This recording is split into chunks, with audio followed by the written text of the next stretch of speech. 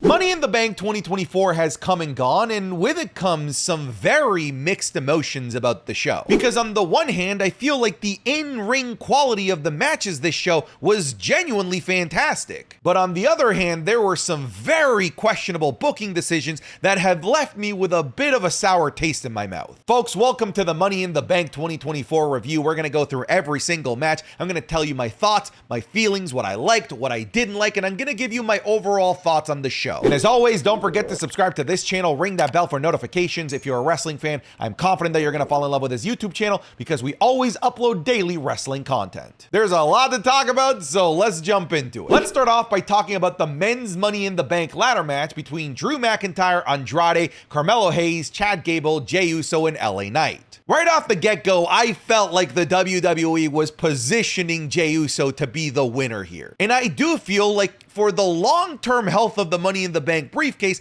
that Jey Uso was the best option because he had ties with the Bloodline, so he could realistically involve the briefcase in a feud involving the Bloodline, and he has unfinished business with Gunther, who is presumably going to be a future World Heavyweight Champion. So he was the perfect winner to go after both championships. And they gave him the entrance and the presentation as if he was going to be the guy that was going to be crowned at the end of it all. But once again, the WWE gets scared about pulling the trigger on Jey Uso. It's time after time after time where we think finally Jey Uso is going to win a major singles accomplishment in the WWE, but they get trigger shy and don't do it. And this was another example of it. I've already alluded that the in-ring quality of pretty much every single match was good, and this was undeniably the case here. There was some awesome moments in this match. I would say that Andrade was one of those show stealers here with some awesome moments like a springboard backflip alongside Carmelo Hayes onto a ladder.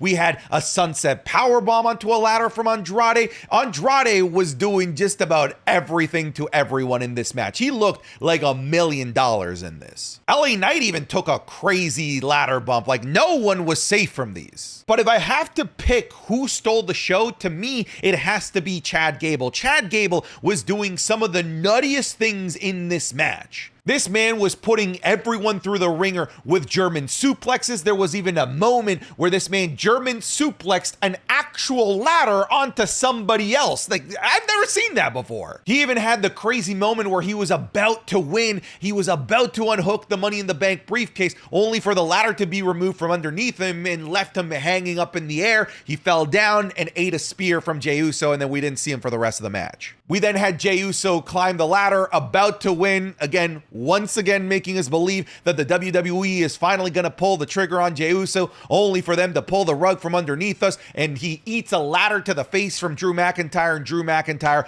calmly climbs up the ladder and grabs the briefcase and gets the victory. Look, the match was very good. It was a traditional Money in the Bank ladder match. What's not to like? You have main eventers doing insane things with ladders, and it's just awesome controlled chaos. There is nothing at all to complain about this match when it comes to the in-ring work rate. No one here will sit here and tell me that this match was bad, because it wasn't. Where we can debate is whether or not the decision to have Drew McIntyre was the right one or not. And I personally believe that it wasn't. And we're gonna definitely be talking a lot more about the Drew McIntyre cash-in that happens later on in the night. But before any of this happened, I said that Drew McIntyre doesn't need the briefcase, because we're at the point where Drew McIntyre is so ingrained in the World Heavyweight Championship picture that at any moment he could get a world title opportunity. We don't need an excuse for Drew McIntyre to get a world championship opportunity. And if all you wanted was for CM Punk to screw over Drew McIntyre to help elevate that feud, I'm gonna be honest, that feud doesn't need elevating because it was already fever pitch. I'm gonna hang on to those thoughts for a moment because I'm gonna talk a lot more about that.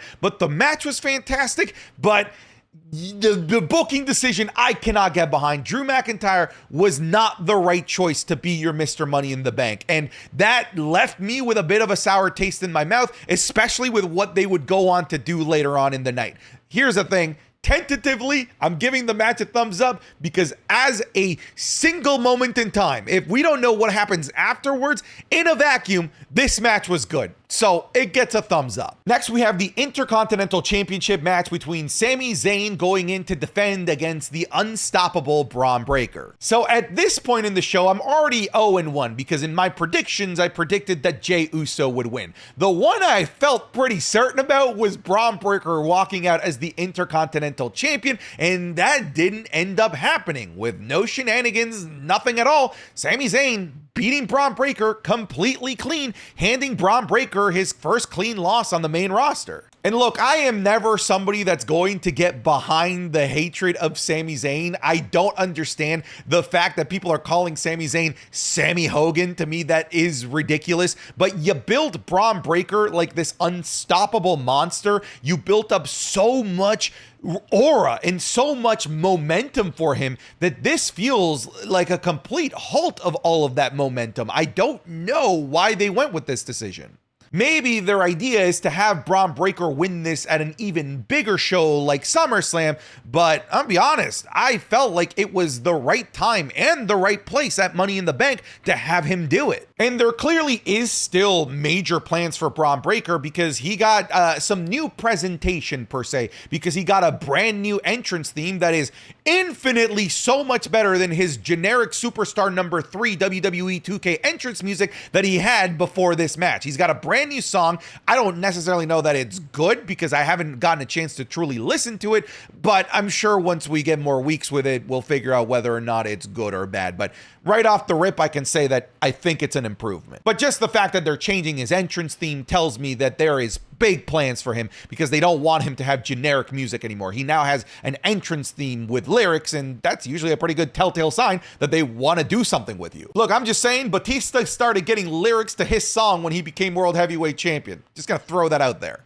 But similar to the Money in the Bank ladder match that we just talked about, I feel like the in-ring work rate of this match was also fantastic. Now, Braun Breaker spent a good portion of this match absolutely torching Sami Zayn. But in classic Sami Zayn fashion, Sami Zayn hulked up, as people are calling it, to be able to pull out the victory on Braun Breaker, hitting him with just one haluva kick and grabbing the victory. I was a little bit disappointed that we didn't see a single spear in this match in the ring, on the outside, through the barricade, which is what they've had Braun Breaker be doing for the past like 4 months. They've been building him up as this spear machine, so it was a bit of a blue ball feeling to not get a single spear in this show. I still think that Braun Breaker's athleticism is so nutty and out of this world, and it was demonstrated in this match yet again. That spot where he jumps from the apron all the way through to the table to decapitate Sami Zayn is absolutely nuts. If I have to be uber critical of this, I will say that I don't feel like this felt like this really special premium live event worthy match that Sami Zayn has been having with, of course, the likes of Gunther and Chad Gable and Bronson Reed. This felt like a really good Monday Night Raw match. It just didn't have the premium live event feel to it. It's tough to put my finger on it. But that's not to say that the match was bad. It was just a good match that I don't think had the right result again. So overall, I thought it was an okay match. I think that out of all the matches, this is going to be the most forgettable one, and being forgettable is not a good thing in this business. So can I go like thumbs sideways? I'm more leaning towards thumbs down because I do think that Braun Breaker not winning here was not the right choice. I do think that this is going to halt momentum a lot for him. This is it. I remember seeing this. Oh my God, no way. The production of this is genuinely fantastic.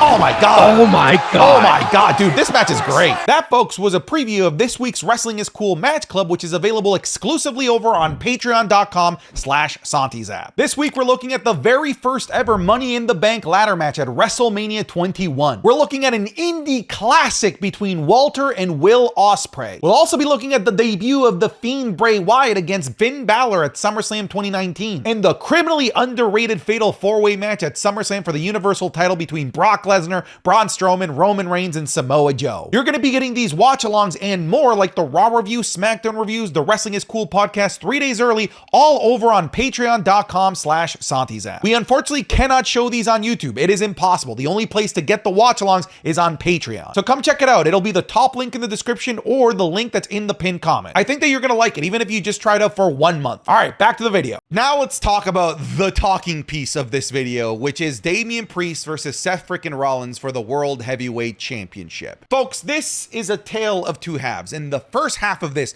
is undeniably incredibly good. Damian Priest versus Seth Rollins, to me, were putting on a certified classic. They were doing such an amazing job in ring. Seth Rollins was looking like 2015 Seth Rollins out there with some of the moves and counters that he was doing on Damian Priest. Damian Priest's offense looked strong, violent, and realistic. This was, up to the moment of infamy, the best Damian Priest match that I've seen of his championship run.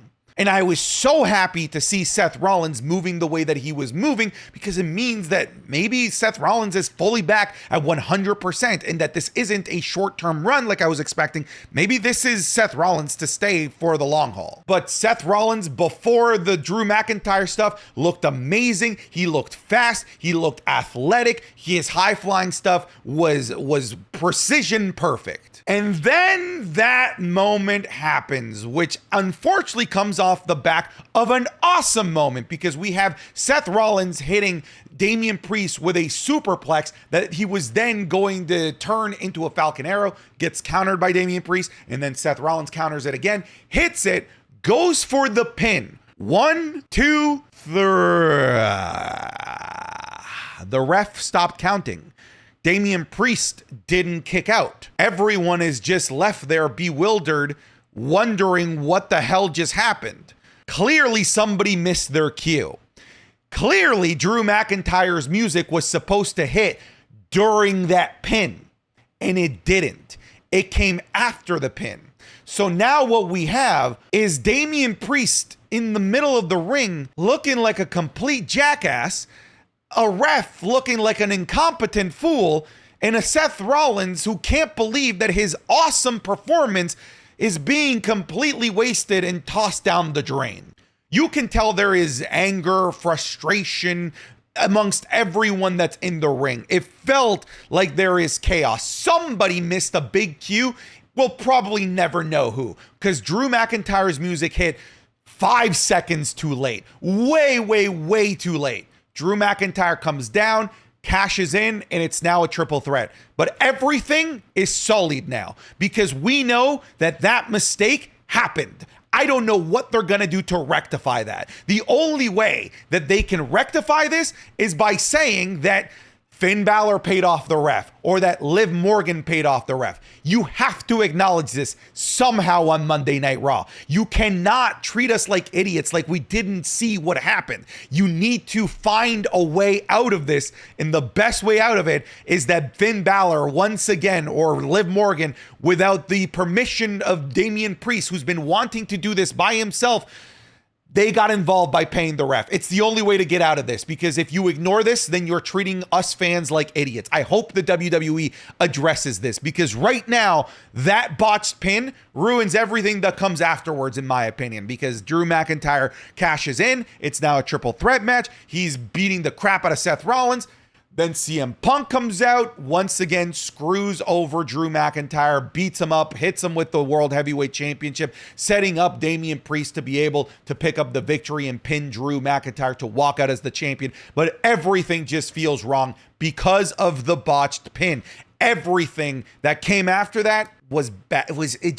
It was sullied. It was ruined, unfortunately. So let's talk about all of that. The match and overall what I thought. The match at the beginning before the Drew McIntyre cash-in, such a thumbs up. It was on its way to being a 4.5 star match, in my opinion. After the botch pin, I have to give this a thumbs down, because it ruined everything, in my opinion. Now let's talk about the decision here, because we just watched a guy win the Money in the Bank briefcase and lose it on the same night. How do we feel about that? I'll be honest with you. I think that this is a complete waste of the Money in the Bank briefcase. And it's such a great plot device to have throughout the entire year. and to lose it on the same night, to me, is just a bad call. Here's the thing. Does CM Punk costing Drew McIntyre again by screwing him over out of being able to cash in the Money in the Bank briefcase, does that elevate their feud? Of course it does. Of course it adds to it.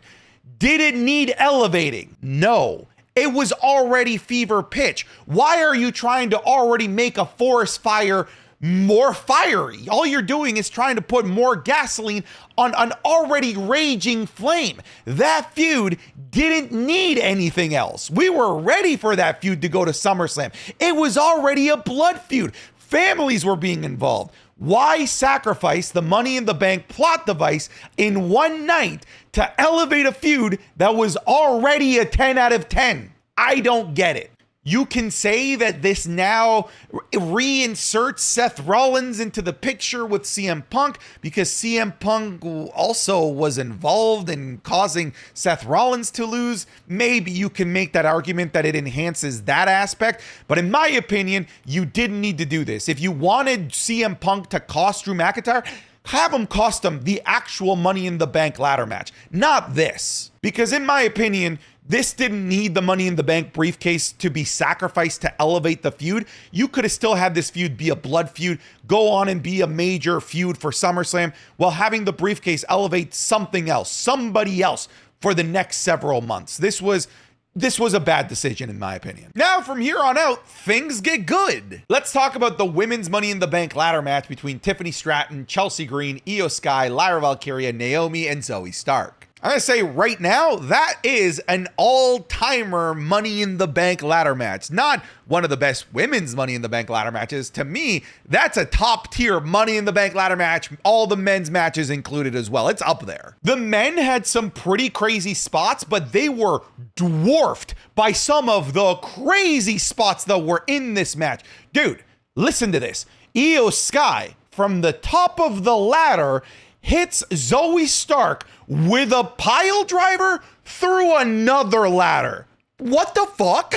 We also have an insane spot where Chelsea Green is about to pick up the victory and her ladder gets pushed over to go through two tables. Also a crazy bump. There were a lot of moments in this match where it was sloppy and kind of filled with a lot of botches, but honestly, the women persevered through it, and those botches that happened a couple of times through the match are not going to take away from the fact that this match was fantastic. I will say this match just felt like everyone wanted to prove something, because at one point or another, everyone had an awesome spot. They either did an awesome move to somebody or took some crazy move. Tiffany Stratton looked like a gazillion bucks in this. There was a really awesome moment where she walked up a ladder, not as fast as like a Shelton Benjamin, and then she got to the top rope because she walked up the ladder and did a moonsault. It was a beautiful, beautiful thing. There was a super sweet moment with Lyra Valkyria and Io Sky where Lyra hits a German suplex off the middle of the ladder to throw Io Sky off. It was gnarly looking. But the cherry on top of this was the ending, because it came down to the two that it should have came down to, which was Chelsea Green and Tiffany Stratton, the two that made the most sense to be your Miss Money in the Bank, the two that were the best positioned to be good Miss Money in the Banks. And they went with Tiffany Stratton. I wish they went with Chelsea Green, because that's who I ended up picking in my predictions video, but I can't say that I'm not happy about Tiffany Stratton being the Miss Money in the Bank. I think it's a great choice. I also think this is an awesome vote of confidence for the NXT class that has just been called up. Look, you already have people that are going to be in world championship feuds and are going to be used in important storylines moving forward, and Tiffany Stratton is carrying the flag for that. It would have honestly been cool if Braun Breaker had have won the Intercontinental Championship, because it would have been the two flag bearers of this current class, this current crop of NXT call-ups, standing tall on a WWE main roster premium live event. But yeah, this match absolutely ruled. This was fantastic. We also have to talk about the sad surprise in the room, which is John Cena, who made a surprise appearance on the show,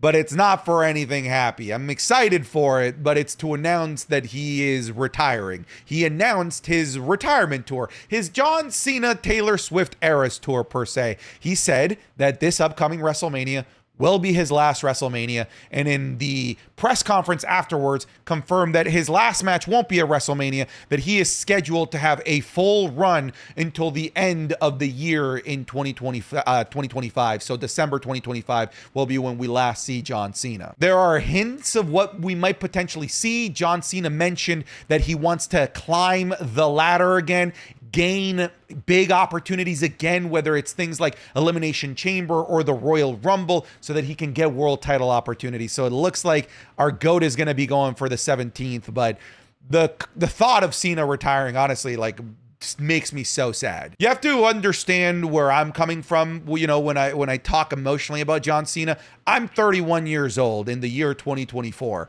That means that I was 12 years old when John Cena won the WWE Championship. But I was a big John Cena fan before that because I love the Doctor of Thugonomics stuff in the early 2000s. So I've been a massive John Cena fan since 2003 when I was 10 years old. I am the quintessential John Cena fan. I was a kid throughout his rise. I grew up with John Cena. I went through my teenage years, through my adult years being a John Cena fan.